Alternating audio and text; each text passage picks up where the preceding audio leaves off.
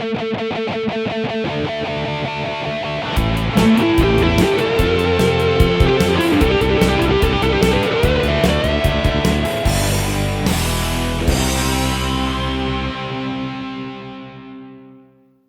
and welcome to a new episode of Geek Lunch Me. I am your host Chris, as usual, and in this video I'm going to be doing another restoration of a vintage Kenner Star Wars figure, the Biker Scout here to be precise. If you like the video, don't forget to hit the thumbs up, helps out a great deal, gets the video seen by a lot more people, and why not subscribe to the channel if you haven't already. A big thank you to everyone that subscribed in the last few weeks. There's quite a few of you. Yeah, and it's great. The channel's growing, and it's great to have you all on board.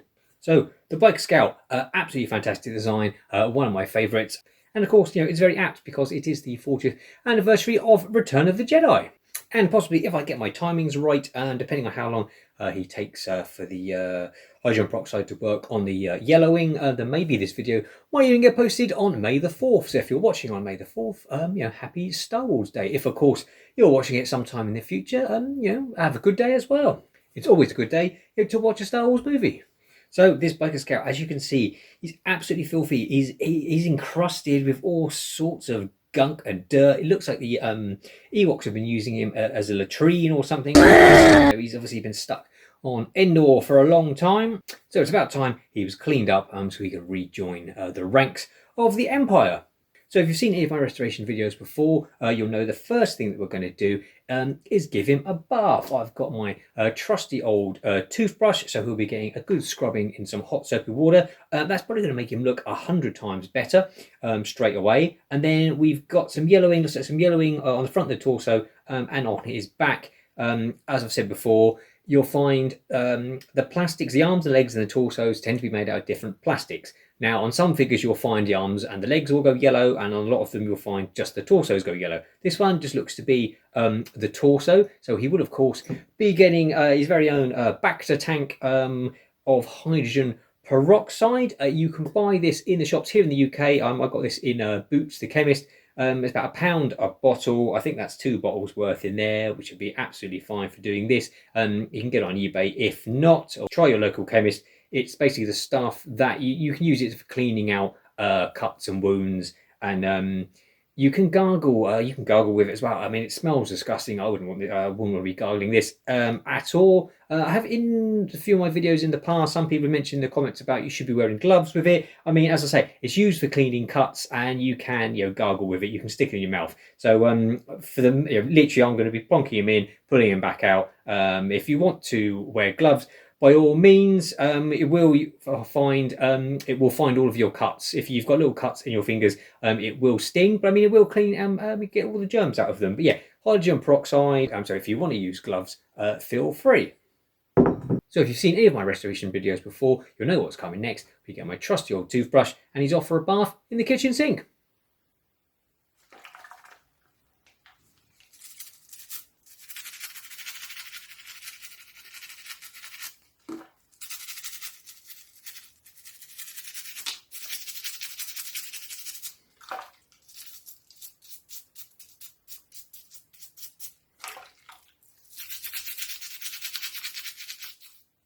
So filthy little bugger's had his bath, and as you can see, he's looking 100 times better, just with all the dirt off. It's incredible, how just a quick wash. I mean, you've got 40 years of accumulated, dirt there. Yeah, so he's not looking too bad. You can see the yellowing on the front and the back. It looks like he might have some staining on his shoulder as well. I'm not quite sure if it's like a burn mark or something on the back as well. But what we'll do is we will pop him in the hydrogen peroxide, put him out in the sunshine, and see what we can do. So it's quite straightforward. You've got your hydrogen peroxide. Make sure it's in a clear container.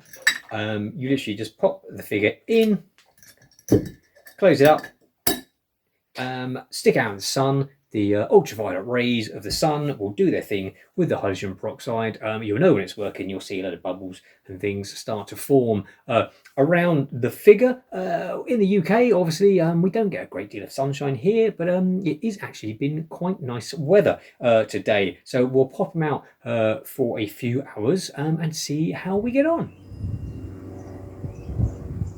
Goopa noopa. Goopa noop. Gunda. Yep, yep. Okay, so it's the next day. Our friend the biker scout was in the hydrogen peroxide sort of most of yesterday afternoon, probably about 4 or 5 hours. I had to shoo off some troublesome Ewoks to get him back. But I find that after about sort of 5 hours, something like that, I find after that sort of length of time, if they haven't gone completely white, these figures, they sort of never will. You can sort of leave them in there longer. I've done it before. I've put stuff in and left out there for another sort of whole afternoon, and it hasn't really made much difference. They sort of get to a certain point, and that's about it. So yeah, he's come up looking a lot better than what he was. Let's take a closer look. So here you are. As you can see, he's come up looking 100 times better than what it was before. Most of the yellowing has gone off the front of his torso there. And his back has come up really well. If the lights aren't blowing that out too much, you should be able to see. Yeah, he's come up really clean. So not 100% on the torso. There, I'm getting a bit closer in focus at last. Yeah, you can just about see. Yeah, he's still slightly yellow there.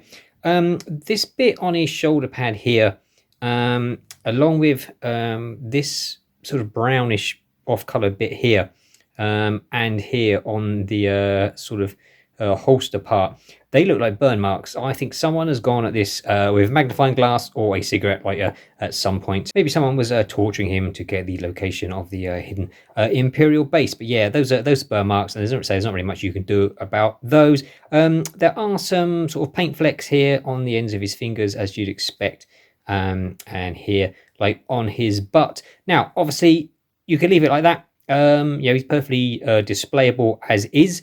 Now I am going to paint the black bits back in. I know sacrilege. I know if you're a purist, you wouldn't want to do that. But honestly, I am just going to put this on display with my other figures. I'm not going to be selling anything like that. I just want him to look the best he can. And I enjoy painting stuff. If you've seen my other model making videos, so I'm going to get some paint and we'll just paint in those black bits.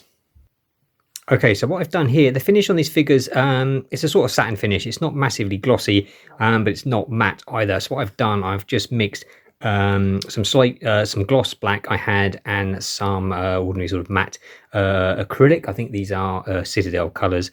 So I've just mixed them together just to make a sort of satin finish. And all I'm going to do is just brush this on to the parts where the paint has come off. It might need 2 coats. Do the end of the fingers there.